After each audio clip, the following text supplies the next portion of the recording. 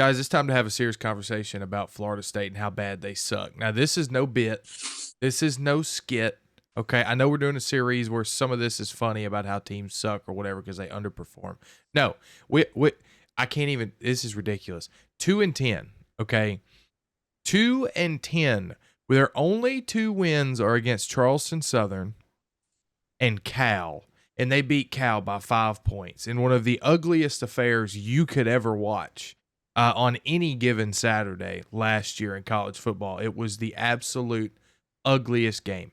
1-7 in the ACC is utterly ridiculous.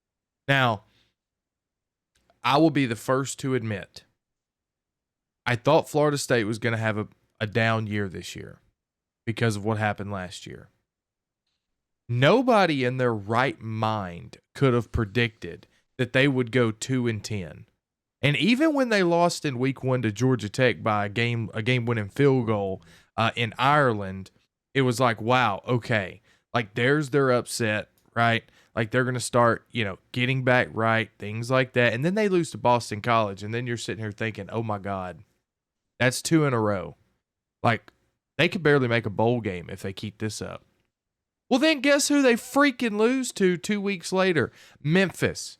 20-12, they lose to Memphis. And at this point, we're thinking, okay, Memphis might be the playoff team of the group of 5, right? Like we're still thinking that Florida State is a pretty okay and average team. No, they're not. The very next week, they beat Cal 14-9, like I said, in the ugliest game. And then they get blown out by SMU. They lose to Clemson by 16, lose to Duke by 13. Get blown out by Miami, blown out by North Carolina. North Carolina last year, who got rid of their coach, blew out Florida State. They got blown out by Notre Dame. Then they beat Charleston Southern, and then they got humiliated by 20 against Florida. This is the worst season by a team that, in their mind, should have made the playoffs the year before. And this is another thing. This is all culture. This season right here is all culture. Because if you look at their talent composite, they had a very talented team compared to the rest of the country. This goes back to right after they did not make the playoffs. 30-something players sat out, right? And what some fans said was a boycott of ESPN, of Kirk Herbstreit, of God knows who. They sued the ACC because they want to get out. Who wants them? Who wants them right now? Like, you can't sue your own conference and then put on that performance in the same year, okay?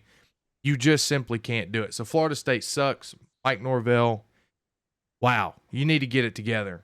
Quinn, I'm going to go to you first. I'm hot here.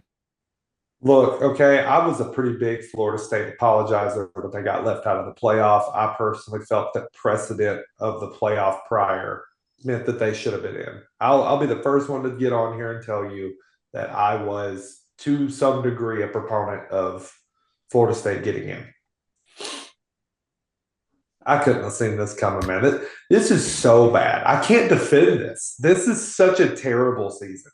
Like, when they got beat by Memphis, I was convinced that they were going to come to the rest of their games in little bitty cars and get out with big shoes and red noses, because that's just what they were to me the rest of the entire 2024 season.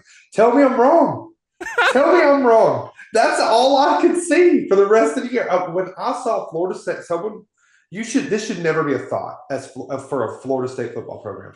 I saw their logo versus name team here, and I went, well, that team just got to win. That should not be a thought when you see Florida State's logo. It shouldn't. They made Florida look competent by comparison. Let that sink in. They made North Carolina look pretty good, too. They made everyone look good. Let's call it like it is. I don't know how Cal lost. I don't. Cal was pretty okay last year. I don't know how they got beat by Florida State, but man, I don't know. I want to get on here and defend them like I did for the 2023 postseason, but that's nothing to defend. This was terrible, like absolutely terrible. So Chase, go ahead, man. You got any positives to say about Florida State? These guys are on par with Michigan for me last year. I was like, yeah, they're gonna come in 5-7, 6-6. I didn't think they were gonna. I knew I wasn't on the train of, oh, these guys are gonna be a playoff team again, even with the expanded playoff. It's the same way I felt about Michigan. I didn't think they were gonna be great teams. They were definitely gonna fall down the board a lot. I mean, mainly when you look at the production that left Florida State, Brandon Fisk, Jared Verse, those were animals the year prior. And then you lose not what's his Jordan Travis. I'm sorry, Keon Coleman on the opposite side of the ball, running back, the whole nine. You lost everybody. So I was like, okay, for sure, this at most they're gonna be a 6-6 team, and they're in the ACC too. So I was like, maybe a seventh win, an easy conference. Um, but I'm gonna ring true to Freddie's bell. You get to 2-10 because of how your culture is fixated, how you build your culture. They went out, and all they do is sign throughout the transfer portal. I know it's a huge thing nowadays. I'm more of a use it as a supplement, not use it as everything that you do. And Norvell for that 2023 season, the 2023-2024 season was paraded around because of how well he did roster turnover through the transfer portal. And I wasn't a huge fan of that because those guys don't know your culture. They don't know your traditions. They don't know. None of it matters to them. Beating Florida doesn't matter to them. Winning an ACC championship doesn't matter to them. Stuff like that.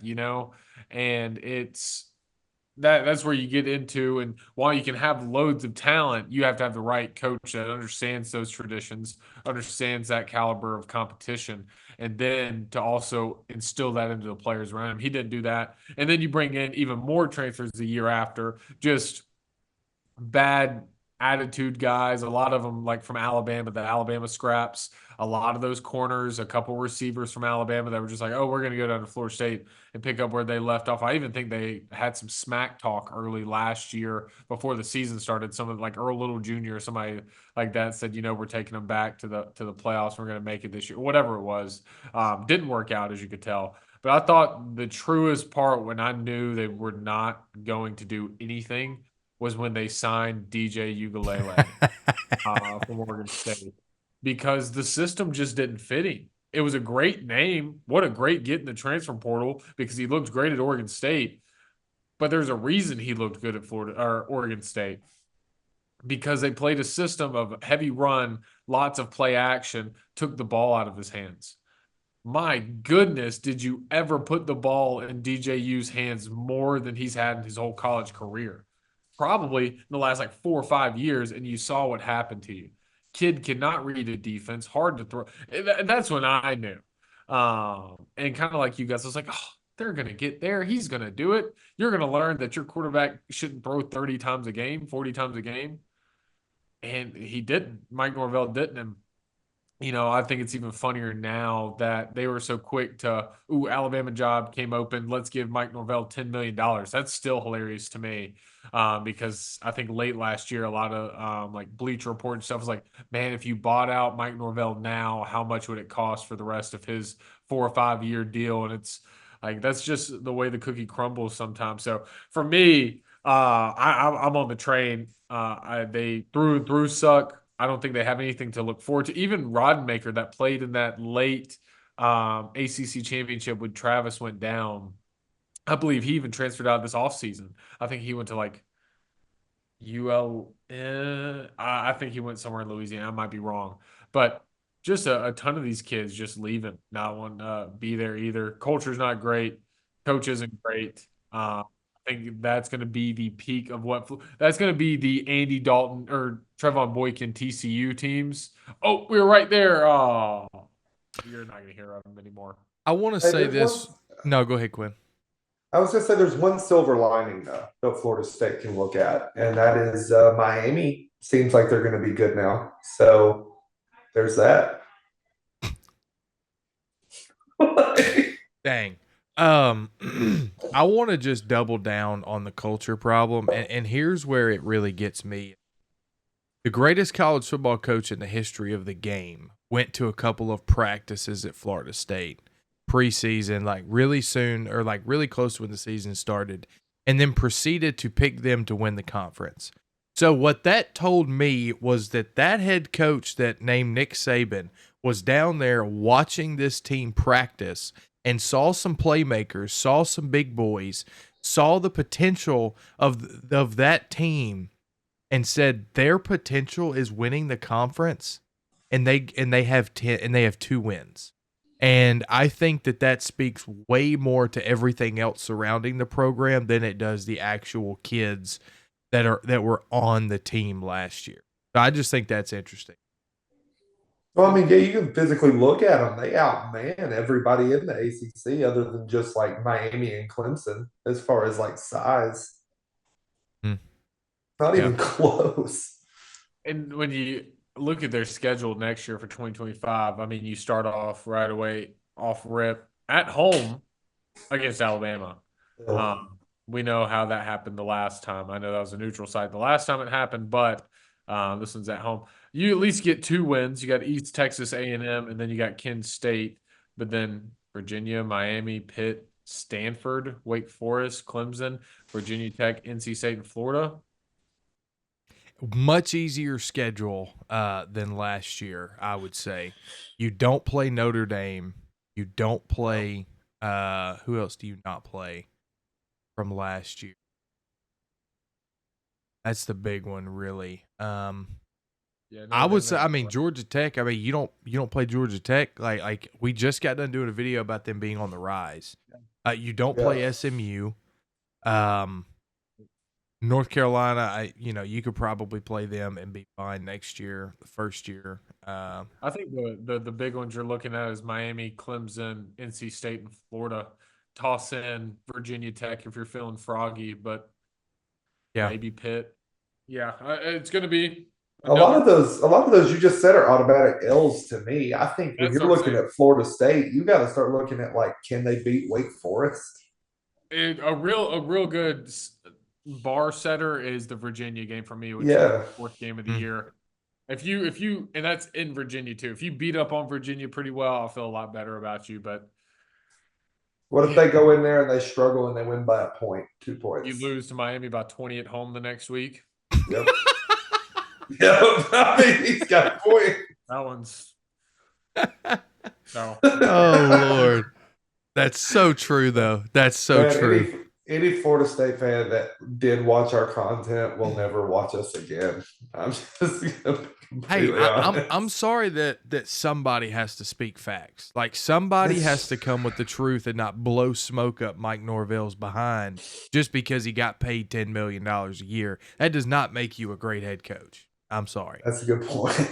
And I'll say, that to that fan's probably like, well, hey, if you weren't with us in our lows, don't be with us, when we almost make the playoffs. And just for reference, none of us were. He hated you then. Still hate you now. Hate you forever. Hey, I defended them. They should have been in. No. They wouldn't have played Michigan to the level that Alabama did. I think they got it. I think they got it right that year. Anyway, guys, thanks for watching. Those of you that are still here, and those of you that do not hate us after that. Hope you enjoyed this video. We're gonna do more like this in the coming days, weeks, and even months, probably, before we get into full-blown preseason coming up soon. So, guys, thanks for watching 3 Bold Takes. I'm Freddie, been joined by Chase and Quinn, and we'll see you guys in the next one.